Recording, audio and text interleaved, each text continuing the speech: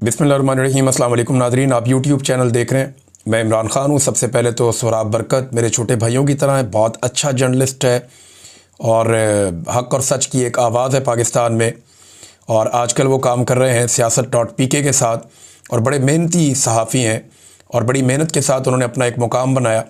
उन्हें गिरफ़्तार कर लिया गया इस्लामाबाद एयरपोर्ट से। गिरफ़्तार करने की कोई वजह सामने नहीं आ रही, कोई मुकदमा उनके ऊपर नहीं है, अब तक कोई मुकदमा उनको बताया भी नहीं गया, ना सहाफ़ियों को पता चला। FIA ने उन्हें एयरपोर्ट से उस वक्त गिरफ़्तार किया जब वो एक कॉन्फ्रेंस में शिरकत के लिए जा रहे थे। इस्लामाबाद हाई कोर्ट ने इनका नाम निकाला था PNIL लिस्ट से ताकि वो ट्रैवल कर सकें। एक कॉन्फ्रेंस के लिए उन्हें बैरून मुल्क जाना था, लेकिन वहाँ से गिरफ़्तार कर लिया गया। सहाफ़त के लिए एक अफसोसनाक दिन है। अब मैं उम्मीद करता हूँ उन तमाम सहाफ़ियों से और सहाफ़ती तंजीमों से जो शाहज़ेब खानज़ादा के मामले में बहुत उछल कूद कर रहे थे। हालांकि मुझे भी उस मामले पे जितना दुख हुआ उतनी बात मैंने की, लेकिन ये मामला उससे बहुत ज़्यादा गंभीर है। यहाँ पे रियासती इदारों ने एक सहाफ़ी को गिरफ़्तार किया जिसके पास अदालत का ऑर्डर था कि वो बैरून मुल्क सफ़र कर सकता है और वो एक कॉन्फ्रेंस के सिलसिले में बैरून मुल्क जा रहा था। अब तमाम सहाफ़ती तंजीमें और सहाफ़ी बरादरी जो है वो इसके लिए आवाज़ उठाए, और जो लोग आवाज़ नहीं उठाएंगे फिर हम उन्हें नेम एंड शेम करेंगे कि आप लोग एक तरफ आवाज़ उठाते हैं और दूसरी तरफ आपको दिखाई कुछ नहीं देता। यानी जो भी सहाफ़ी सूट करेगा पाकिस्तान की एस्टेब्लिशमेंट को, शरीफ ख़ानदान को या जरदारी ख़ानदान को, उसके लिए आप आवाज़ उठाएंगे। और जो सहाफ़ी एस्टेब्लिशमेंट को, शरीफ ख़ानदान को और जरदारी ख़ानदान को सूट नहीं करेगा उसके लिए आप आवाज़ नहीं उठाएंगे। तो सबको आवाज़ उठानी चाहिए। एक मेरी FIA वालों से गुजारिश है जिनके पास सोहराब बरकत साहब हैं, मेरा एक पैगाम उन्हें आप ज़रूर पहुंचा दें। और मैं ये जानता हूं कि मेरे FIA के दोस्त मेरा ये पैगाम सोहराब बरकत साहब को ज़रूर पहुंचा देंगे। सोहराब से कहिएगा कि हमारी ये लड़ाई अपने वतन के लिए है, हमारी जिद्दोजहद जो है वो अपने लोगों के लिए है। उनके ऊपर जो जुल्म हो रहा है उसके ख़िलाफ़ हम आवाज़ उठा रहे हैं। हमारा हथियार कलम और कैमरा है और ये वक्त भी गुजर जाएगा। बस आप इतना कहिएगा सोहराब से कि सोहराब ये तो चलती है तुझे ऊंचा उड़ाने के लिए। बस इतनी बात आप मेरा पैगाम उन तक ज़रूर पहुंचाइएगा। ये वक्त भी गुजर जाएगा, हम इस वक्त को भी झेल लेंगे। इससे पहले हमने बहुत तकलीफ़ें देखी हैं, ये तकलीफ़ भी देख लेंगे। आगा शेख सरवर के साथ जो जुल्म किया गया, ज़्यादती की गई और उन्हें जो दोबारा निशाना बनाया गया तशद्दुद का। एक और हमारे लाहौर से सहाफ़ी हैं, उनके साथ भी ऐसा ही सलूक किया गया। ज़ईम लगारी के साथ किया गया, सिद्दीक जान साहब के साथ किया गया, मुतीउल्लाह जान साहब के साथ किया गया। और हमारे दोस्त हैं, बड़े अच्छे कोर्ट रिपोर्टर हैं, उनके साथ भी यही सलूक किया गया, साकिब बशीर साहब के साथ। तो ये कोई नया सिलसिला नहीं है, हम इसे लंबे अरसे से बर्दाश्त कर रहे हैं। और ये सिर्फ मैं चंद सहाफ़ियों के नाम ले पाया हूँ, बेशुमार ऐसे नाम हैं जो मेरे दिमाग में इस वक्त नहीं होंगे। पाकिस्तान को सहाफ़ियों और सहाफ़त के लिए एक बदतरीन मुल्क बनाकर इन्होंने रख दिया है और ये पाकिस्तान की मिलिट्री एस्टेब्लिशमेंट इसके अंदर पूरी तरह से मुलव्वस है। अब आ जाए नाज़रीन एक और बड़ी खबर की तरफ, और वो जो बड़ी खबर है वो इमरान खान साहब की हिफाजत और उनकी सेहत के बारे में।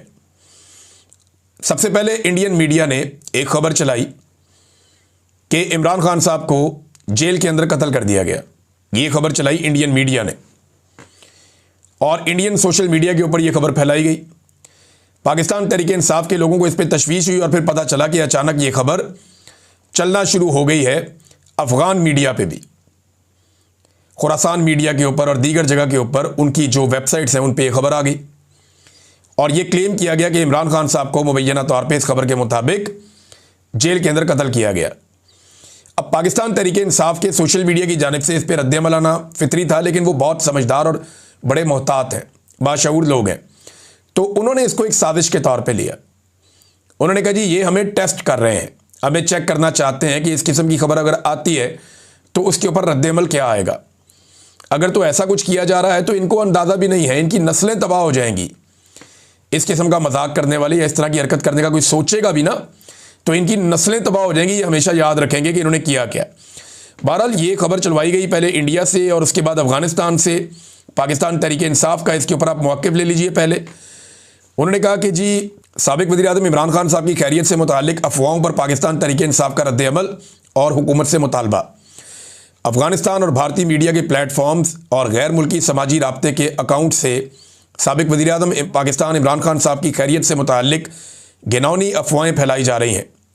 हम हुकूमत वक्त और वजारत दाखिला से मुतालबा करते हैं कि इस अफवाह की फौरी और वाज़ेह तरदीद और वजाहत करे और फौरी तौर पर जनाब इमरान खान साहब की फैमिली की मुलाकात करवाई जाए। चेयरमैन इमरान खान की सेहत, सलामती और मौजूदा हैसियत के बारे में सरकारी सतह पर शफाफ और बाज़ाब्ता बयान जारी किया जाए और इस तरह की ख़तरनाक और हसास नौइयत की अफवाहों के फैलाव के मुहर्रिकीन की तहकीकात करके हक़ाइक़ कौम के सामने रखे जाएँ। कौम अपने कायद के बारे में किसी भी तरह की गैर यकीनी या इबहाम को बर्दाश्त नहीं करेगी। इमरान खान की सलामती, बुनियादी इंसानी हुकूक और आइनी तकाज़ों की हिफाजत हुकूमत की बराह रास्त जिम्मेदारी है। पाकिस्तान तहरीक इंसाफ अवाम को यकीन दिलाती है कि हम इन अफवाहों का सद्देबाब करने और सच सामने लाने के लिए हर कानूनी और सियासी कदम उठाएंगे। ये पाकिस्तान तहरीक इंसाफ के मरकज़ी शोबा इत्तलात की जानिब से मुतालबा भी सामने आया और उनका रद्द-ए-अमल भी सामने आया। अब अडियाला जेल हुकाम को फिर हुक्म दिया गया हुकूमत की जानिब से कि अफवाह बहुत फैल गई है और पाकिस्तान तहरीक इंसाफ उस पर बिलीव नहीं कर रही। जो वो चाहते थे वो नहीं हुआ। देखे ना, एक दिन पहले अफवाह फैलाई गई कि पाकिस्तान तहरीक इंसाफ के वर्कर्स ने अडियाला जेल के ऊपर हमला कर दिया, चढ़ाई कर दी, जबकि वहाँ मौजूद सहाफ़ियों ने कहा कि ऐसा कुछ नहीं हुआ। आज खबर ये चलवाई गई इंडियन और अफगान मीडिया के ऊपर। ये क्या खिचड़ी पका रहे हैं। इमरान खान साहब की बहनों ने तशवीश का इजहार किया।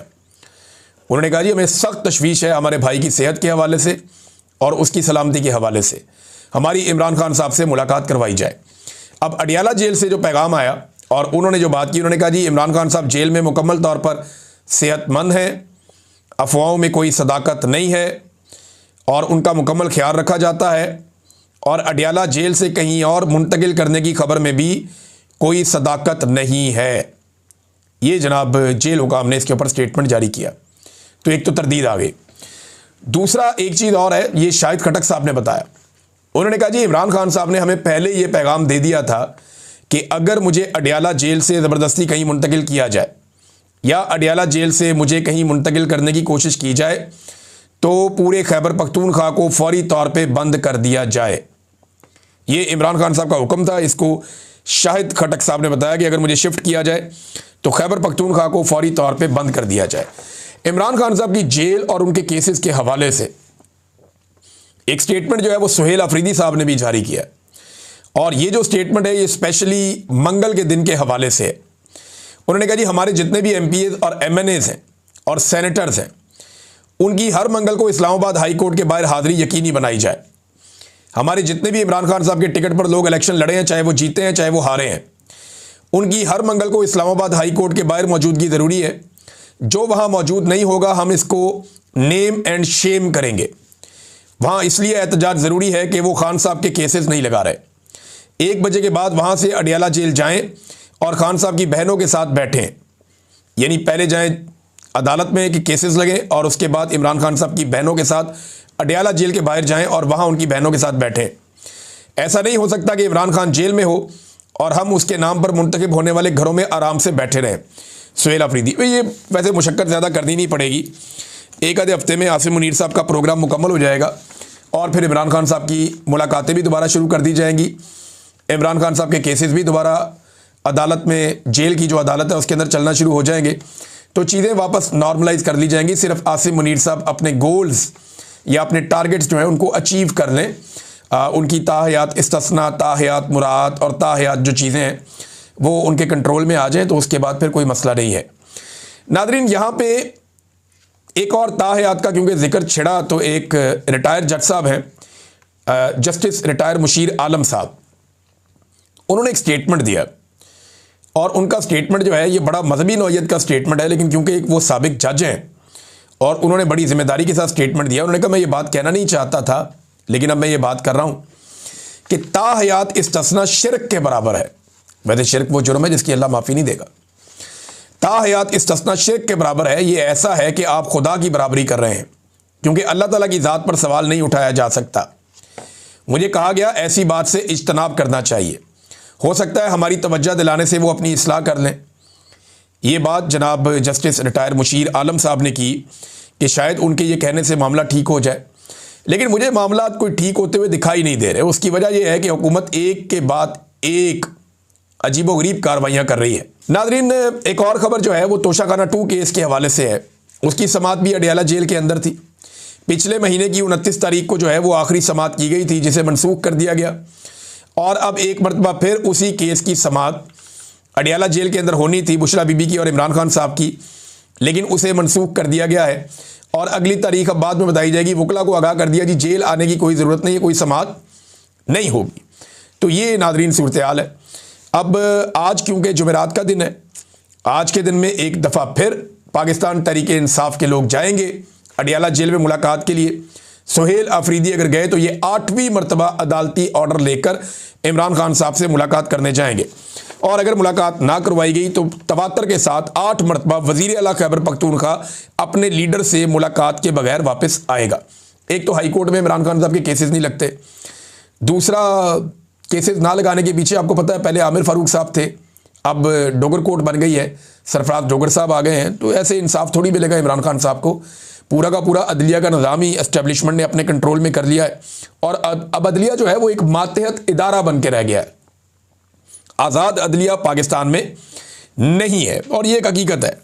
नादरीन, मियाँ नवाज शरीफ साहब को हवा लगवाई गई, धूप लगवाई गई, जैसे कि हमारे पंजाब के अंदर या पाकिस्तान के अंदर ख़वातीन नवंबर के महीने में और अक्टूबर के महीने में पुरानी रज़ाइयाँ निकालती हैं पेटियों में से, उनको जनाब धूप लगवाई जाती है, उनके अंदर जो बोश हो वो मर जाए, ज़रा उनको धूप लगवाई जाती है, उनको हवा लगवाई जाती है।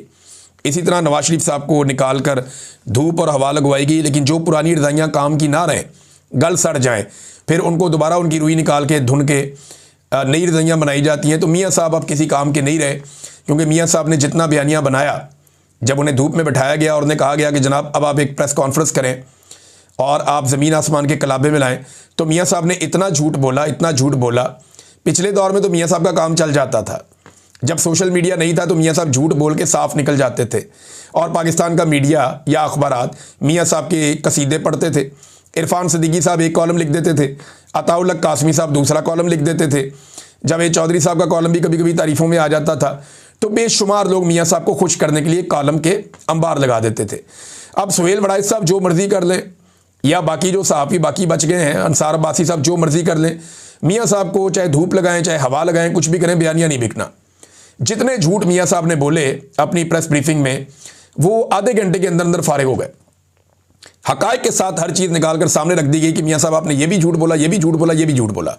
तो अब मियाँ साहब का कद मज़ीद छोटा हो गया इस प्रेस कॉन्फ्रेंस के बाद, या ये मीडिया टॉक जो मियाँ साहब के सामने आई, इसके बाद बजाय इसके कि उनका कद बढ़ता, उनका कद मज़ीद छोटा हो गया। और झूठ मियाँ साहब ने इतने बोले हैं, हालांकि पाकिस्तान के अंदर वो कह रहे हैं खुशहाली आ रही है, इधर बेरोज़गारी बढ़ रही है। सरकारी आदादो शुमार या सरकारी रिपोर्ट के मुताबिक 14 लाख मज़ीद पाकिस्तानी बेरोज़गार हो गए हैं पाकिस्तान में। अच्छा, इनमें ना ये 3 साल के अंदर लगभग कोई 30 लाख पाकिस्तानी पाकिस्तान छोड़कर पाकिस्तान से बाहर भी जा चुके हैं। अगर आप उन पाकिस्तानियों को भी शामिल कर देना, अगर वो बाहर ना जाते तो 30 लाख वो और 14 लाख ये, तो अब तक कोई 44 लाख 40 लाख से ऊपर जो है पाकिस्तानी बेरोज़गार हो जाने थे। 21 साल का रिकॉर्ड तोड़ दिया शहबाज शरीफ ने पाकिस्तान में बेरोज़गारी का।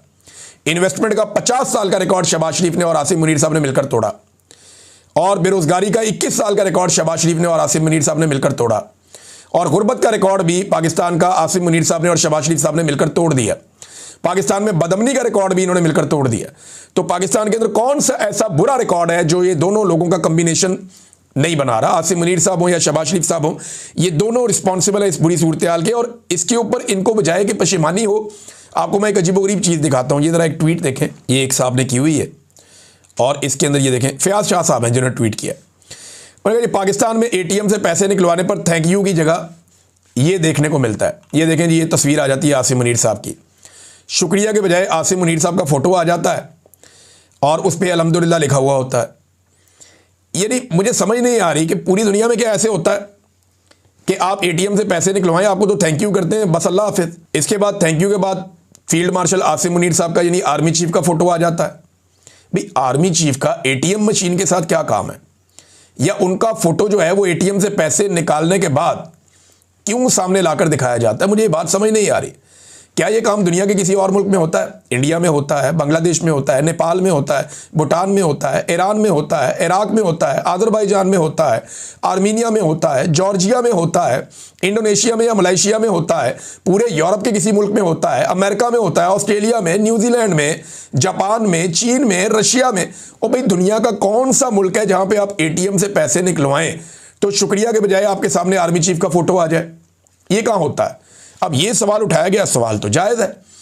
अब बजाय इसके कि पब्लिक को कंपनसेट किया जाता, पब्लिक को जो है वो इरिटेट किया जाता है, और जो लोग रिस्पॉन्सिबल हैं पाकिस्तान की मईशत की तबाही के, लोगों को ये बताया जाता है बार बार कि ये पाकिस्तान के अन्नदाता हैं और यही पाकिस्तान को बचाएंगे। और आप इस सिस्टम की संगदिली का अंदाज़ा करें कि पीपल्स पार्टी इस सिस्टम का साथ दे रही है, पूरी तरह से साथ दे रही है, और साथ साथ ये भी कहती है कि हम तो बहुत जमहूरी हैं। तो पीपल्स पार्टी को जो है वो बार बार ये बताना पड़ता है कि जनाब आप बिल्कुल जमहूरी नहीं है। नदीम अफजल चंद साहब ने स्टेटमेंट दिया, क्योंकि बाद में नदीम अफजल चंद साहब ने, कमरुज़्ज़मान कायरा साहब ने, और हमारे एक बड़े अच्छे दोस्त हैं चौधरी साहब कसूर से, इन सब ने इनकलाबी बन जाना है पंजाब से, और कुछ लोग सिंध से भी इनकलाबी बन जाएंगे। लिहाजा पीपल्स पार्टी का रिकॉर्ड सीधा रखना बहुत ज़रूरी है। हमारे ऊपर बाबा निज़ामुद्दीन का दबाव है, निज़ामुद्दीन का दबाव है। निज़ामुद्दीन का लफ्ज़ शहबाज गिल साहब ने गालिबन इजाद किया था। ये आर्मी चीफ को निज़ामुद्दीन कहते हैं, चौधरी निज़ामुद्दीन या कोई इस तरह का नाम है। अच्छा, वो ये कहते हैं नदीम अफजल चंद साहब, हमारे ऊपर बाबा निज़ामुद्दीन का दबाव है, हमने निज़ाम चलाना है, फेयर तबसरा मैं नहीं कर सकता क्योंकि वो किसी को हजम नहीं होता, हमारे ऊपर बहुत पाबंदियां हैं, हमारे लब आज़ाद नहीं हैं, हम नहीं बोल पा रहे, पीपल्स पार्टी को हुकूमती इत्तेहादी होने का नुकसान हुआ है, कोई फ़ायदा नहीं हुआ। नदीम अफजल चंद साहब, कौन सा दबाव है आप पे? आप पे ये दबाव है कि आपको वफाक के अंदर हुकूमत का हिस्सा बनाया गया, आप पर यह दबाव है कि चेयरमैन सेनेट आपका बनाया गया, आप पर यह दबाव है कि 2 सूबों में जहां आपकी हुकूमत नहीं है वहां पे आपको गवर्नर दिए गए, आप पर यह दबाव है कि बाकी 2 सूबों में आपको आपके वज़ीर आला दिए गए, आपके ऊपर यह दबाव है कि आपको अब इस वक्त आज़ाद कश्मीर के अंदर भी एक हुकूमत बनाकर दी गई, आप पर यह दबाव है कि आपको हर वो चीज़ दे दी जाती है जिसका आप तकाजा करते हैं। ये किस तरह का दबाव है? सदर भी आपका, हर चीज़ आपकी, बिला मुकाबला आपके जो जरदारी ख़ानदान है उनके बच्चों को मुंतखब करवाया जाता है। ये किस किस्म का दबाव है आपके ऊपर? चंद साहब, आप इस सारी बेशर्मी और इस सारी ढिटाई, इस सारी फस्तायत, जुल्म, जबर और जो फस्तायत हुई पाकिस्तान में, आप इसका हिस्सा हैं, आप हर जुल्म का हिस्सा हैं। और बिलावल का वो स्टेटमेंट हम ना भूलेंगे ना भूलने देंगे पाकिस्तानियों को, जिसमें बिलावल ने कहा था कि ब्रूट मेजॉरिटी, जब आईनी तरमीम की जा रही थी अदलिया को ज़बह करने के लिए और फील्ड मार्शल को और सदर पाकिस्तान को ताहयात इस्तिस्ना और मुराद देने के लिए, उस वक्त बिलावल क्या काम कर रहा था? ब्रूट मेजॉरिटी, डंडे वाली जमहूरियत। ये अल्फाज ना हम भूलेंगे ना भूलने देंगे।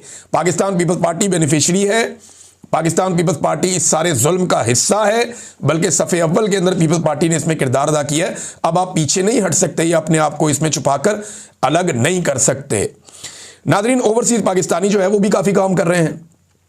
ये क्योंकि बहुत ज़्यादा एहतजाज हुआ 26 नवंबर को, जो कत्लेआम हुआ था गुज़िश्ता साल, उसको लेकर, और अभी एक यौम तासीस मनाया जा रहा है ISF UK की जानिब से।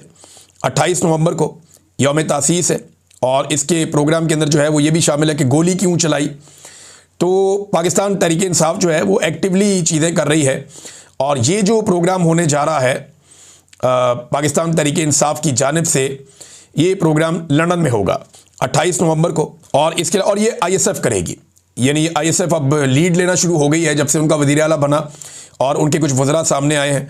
एक और नाज़रीन खबर है, वो ये है कि Tom Lantus human rights commission है अमेरिका का, ये बड़ा तगड़ा है जी, इसकी बात पूरी दुनिया में सुनी जाती है। इन्होंने भी एक ट्वीट किया है अभी, और इसमें उन्होंने कहा जी कि 1 year ago today Pakistani security forces unleashed terrible violence against protesters in Islamabad, killing more than a dozen people and injuring many more. Thousands were arbitrarily detained. Thorough independent investigations must be conducted and justice served. ये कह रहे हैं जनाब कि 1 साल पहले पाकिस्तान के अंदर सिक्योरिटी फोर्सेस ने बड़ा टेरिबल किस्म का एक वायलेंस अटैक किया था एहतजाज करने वालों के ऊपर, जिसमें 1 दर्जन से ज़्यादा लोग कत्ल हो गए थे और बहुत सारे लोग ज़ख्मी हो गए थे। हज़ारों लोगों को गैर कानूनी तौर पे हिरासत में ले लिया गया था। एक थॉरो इन्वेस्टिगेशन होनी चाहिए एक इस सारे मामले के ऊपर, और इसमें इंसाफ फराहम किया जाना चाहिए। इन्होंने एक मरतबा फिर इंसाफ के लिए आवाज़ उठाई है, Tom Lantus human right commission, और ये अमेरिका का एक बड़ा तगड़ा कमीशन है। इसकी आवाज़ पूरी दुनिया में सुनी जाती है और इसका दबाव भी बहुत आता है। नाज़रीन, इस वीलॉग को यहाँ ख़त्म करते हैं, नेक्स्ट वीलॉग में मज़ीद बातचीत करेंगे। अब तक लेते हैं, अपना ख्याल रखिएगा, अपने चैनल का भी। अल्लाह हाफ़िज़।